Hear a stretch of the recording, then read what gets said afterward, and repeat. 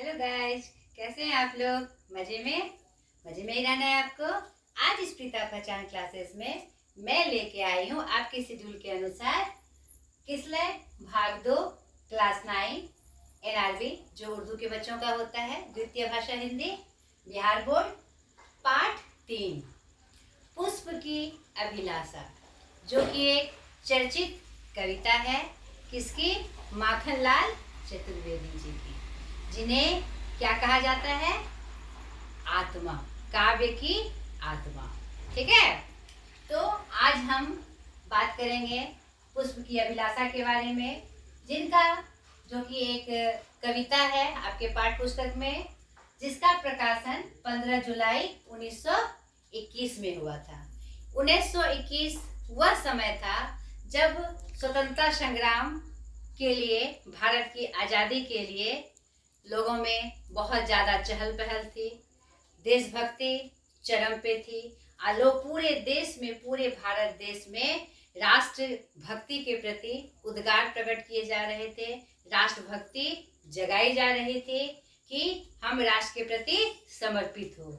उसी समय हमारे माखनलाल चतुर्वेदी जी ने यह कविता लिखकर एकदम चारों तरफ एकदम हलचल मचा दी। इसमें प्रतीक स्वरूप उन्होंने पुष्प को लिया है, यानी फूल को लिया है।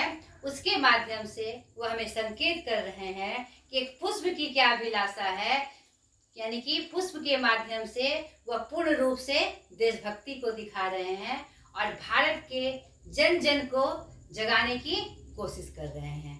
बहुत स्पेशल प्रभाव इस कविता का पड़ा था उस समय। तो आज हम इसमें जानेंगे कवि परिचय, जो कि माखनलाल चतुर्वेदी जी हैं हमारे, और पाठ परिचय। ठीक है, दो चीज आज हम इसमें जानेंगे, कवि परिचय और पाठ परिचय। पाठ परिचय मतलब कविता का परिचय, यह किस संदर्भ में थी और इसमें क्या है। ठीक है, तो पहले हम माखनलाल चतुर्वेदी जी का परिचय जान ले। इनका ये छायावादी युग के प्रमुख कवि थे। मैंने आपको क्रम में ही बताया था, या आपकी मैंने किसी वीडियो में बताया था, शायद किसले में ही मैंने बताया था कि छायावाद के 4 स्तंभ हैं। छायावाद के कितने स्तंभ? 4 मुख्य रूप से। जयशंकर प्रसाद, क्या सूर्यकांत त्रिपाठी निराला, सुमित्रा नंदन पंत और महादेवी वर्मा। उसके बाद छायावादी के प्रमुख कवियों में, लेखकों में हमारे माखनलाल चतुर्वेदी जी का नाम आता है। ठीक है, ये एक राष्ट्रवादी कवि थे, लेखक भी थे ये, और ये पत्रकार भी थे। इनका जन्म 4 अप्रैल 1889 मध्य प्रदेश, जिला होशंगाबाद, जो नर्मदापुरम के नाम से भी जाना जाता है, गांव बावई में हुआ था। ठीक है बेटा, इनके पिता श्री नंदलाल चतुर्वेदी जी थे, माता श्रीमती सकरबाई, पत्नी का नाम 11 बाई। शादी इनकी 1904 में हुई थी, 15 वर्ष की अवस्था में। ठीक है, जब वो 15 साल के थे तो उनकी शादी 11 बाई से हुई थी, लेकिन काल को कुछ और ही मंजूर था। कुछ दिन बाद किसी भयानक बीमारी से इनकी पत्नी की मौत हो गई थी। ठीक है, इनका पेशा, ये भारत के ख्याति प्राप्त कवि, लेखक एवं पत्रकार हैं, और 16 वर्ष की उम्र में ये स्कूल अध्यापक भी बने थे। ठीक है, संपादक इन्होंने राष्ट्रवादी पत्रिका प्रभा, प्रताप एवं कर्मवीर का संपादन किया।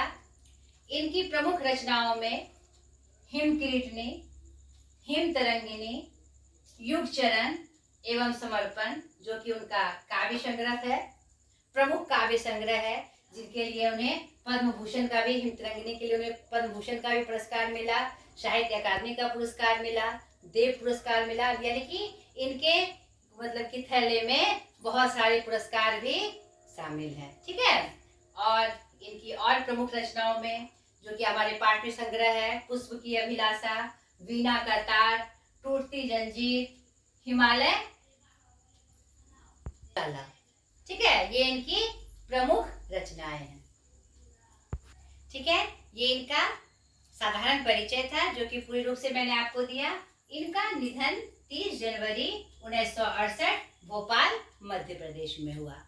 जब कोई पाठ हम पढ़ते हैं बेटा, कोई भी जो लेसन होता है हमारा, तो वो किसने लिखा इसकी जानकारी हमें अवश्य होनी चाहिए, उसका परिचय हमें जरूर होना चाहिए, क्योंकि यह बयां करती है संदर्भित पाठ को कि उनका जो उन्होंने जो ऐसा संदेश दिया, तो उनकी मानसिक मतलब देश के प्रति या किसी समाज के प्रति उनकी क्या मनोदशा थी। ठीक है, तो परिचय जरूर जानना चाहिए। ये हमारी माखनलाल जी का, चतुर्वेदी जी का परिचय था। उन्हें क्या कहा जाता है? काव्य की आत्मा, एक भारतीय आत्मा। ठीक है, याद रखना है, कभी कभी प्रश्न में आता है एक भारतीय आत्मा किसे कहा जाता है, तो किसे कहा जाता है? हमारे माखनलाल चतुर्वेदी जी को। तो अब हम चले पुष्प की अभिलाषा यानी पाठ परिचय के बारे में। उन्होंने पुष्प के माध्यम से, फूल के माध्यम से देशभक्ति का परिचय दिया है और हमारे बीच राष्ट्रभक्ति को जगाने का प्रयास किया है।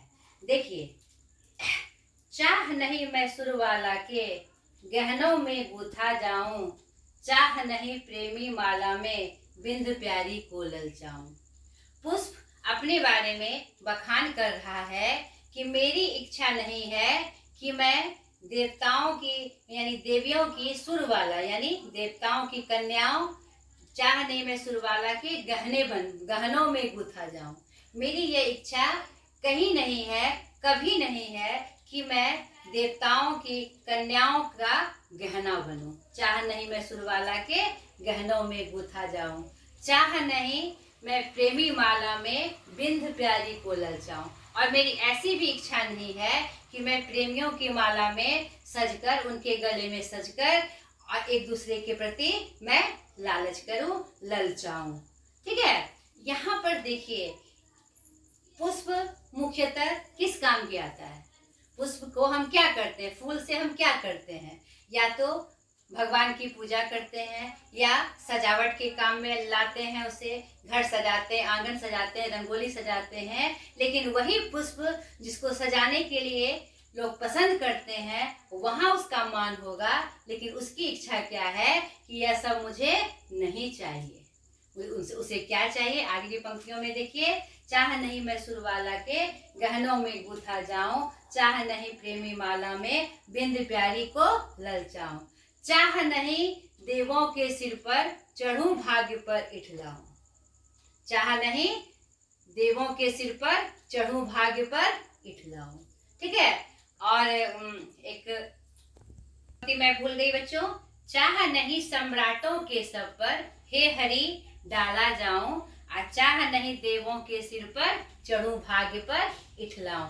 मेरी यह भी इच्छा नहीं है, पुष्प कहता है, मेरी यह भी इच्छा नहीं है कि बड़े बड़े सम्राटों राजाओं के शवों पे, उनकी जो लाशें होती है, उस पे समय सजकर अब क्या करूं, अपने आप में अभिमान करूं। मेरी ऐसी भी इच्छा नहीं है। और चाह नहीं मैं देवों के सिर पर चढ़कर अपने भाग्य को इठलाऊं कि मैं भगवान की सज्जा के काम आया। ठीक है, यानी देखिए, एक पुष्प की अभिलाषा भी हमारे अब आगे की पंक्तियों में आप देखेंगे कि पुष्प की क्या अभिलाषा है। ठीक है, ये पंक्तियां थी हमारी। अब लास्ट में क्या कहते हैं कवि कि मुझे तोड़ लेना बनमाली, उस पद पर देना तुम फेंक, मातृभूमि पर शीश चढ़ाने जिस पर जाए वीर अनेक। मुझे हे बनवाले, हे रक्षा करने वाले, हमारे पोषक, हमारे दाता, हमारे रक्षक, तुम मुझे तोड़ लेना और उस पद पर फेंक देना जहां मातृभूमि पर शीश चढ़ाने जिस पर जाए वीर अनेक। मुझे उस पद पर फेंक देना जो मातृभूमि की रक्षा के लिए, हमारी भारत माता की रक्षा के लिए अपना शीश कटाने जा रहे हो, शहीद होने जा रहे हो, न्योछावर होने जा रहे हो। मुझे उस देव के सिर पर इठलाने से अच्छा है कि मैं उनके पैरों तले कुचला जाऊं। मैं प्रेमी माला में नहीं गुथाकर मैं चाहता हूं कि मैं उनके पैरों में थोड़ी सी कोमलता लाऊं, उनके पैर जो उस राह में बढ़े तो उन्हें आराम मिले। यानी एक छोटे से पुष्प की इच्छा है, मुझे वहां दे देना जहां वीर सपूत भारत माता की रक्षा के लिए खुद को शहीद करने जा रहे हैं। यहाँ पर पुष्प तो बच्चों एक प्रतीक है। यहाँ पर हर एक भारतवासी के हर एक के मन में हमारे कवि यह भावना जगा रहे हैं कि एक एक मनुष्य को, एक एक जनता को, भारत की एक एक जनता को देश के प्रति ऐसे ही समर्पित होना चाहिए। ये नहीं कहा जा रहा है आप सीमाओं पे जाकर लड़ाई करिए, आप दुश्मनों से लोहा लेकर सीधे सीधे लड़ाई करिए। देशभक्ति के बहुत तरीके हैं। अगर किसी न किसी रूप में हम देश के प्रति अपनी आस्था दिखाते हुए कोई कर्तव्य करते हैं तो वह भी हमारी क्या होती है? देशभक्ति होती है।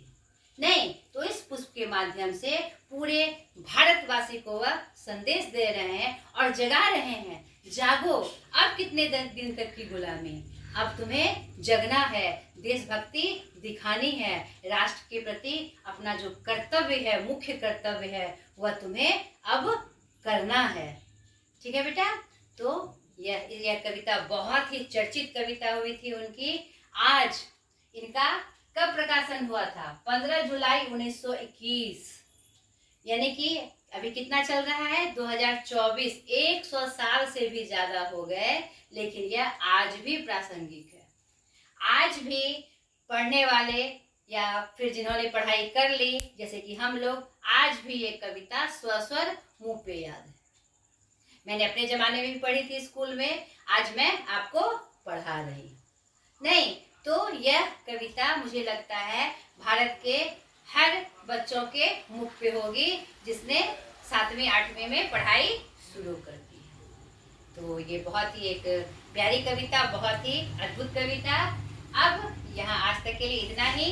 अगली वीडियो में मैं इसके प्रश्न अभ्यास के साथ आपके सामने उपस्थित होंगी। बहुत ज़्यादा प्रश्न भारी नहीं है, आप कोशिश करिएगा इसे खुद से बनाने की, क्योंकि विशेष प्रश्न इसमें नहीं है। ठीक है? तो आप बनाइएगा। खुश रहिए, मस्त रहिए। बाय।